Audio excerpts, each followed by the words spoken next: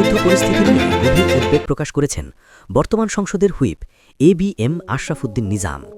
তিনি আশঙ্কা প্রকাশ করে বলেছেন, চলমান বৈশ্বিক সংঘাত যদি দ্রুত বন্ধ না হয়, আগামী 2 মাসের মধ্যে ঢাকা শহরের বিপুল সংখ্যক মানুষ নিরাপদ আশ্রয়ের খোঁজে স্থানান্তরে বাধ্য হতে পারে।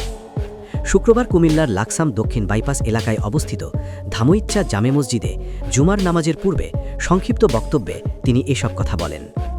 হুইপ আশরাফ উদ্দিন নিজাম বলেন, বিশ্বজুড়ে চলমান এই অস্থিরতা ও যুদ্ধ পরিস্থিতি কেবল আন্তর্জাতিক নয়, বাংলাদেশের অভ্যন্তরীণ স্থিতিশীলতার উপরও চরম প্রভাব ফেলতে পারে।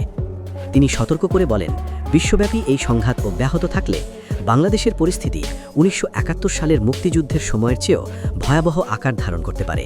তাই এখনই সচেতন হওয়া প্রয়োজন।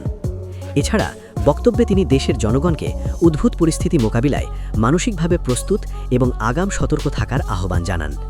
একই সঙ্গে সবাইকে ধৈর্য এবং সচেতনতার সঙ্গে বর্তমান পরিস্থিতি পর্যবেক্ষণ করার পরামর্শ দেন হুইপ এবিএম আশরাফ উদ্দিন নিজাম।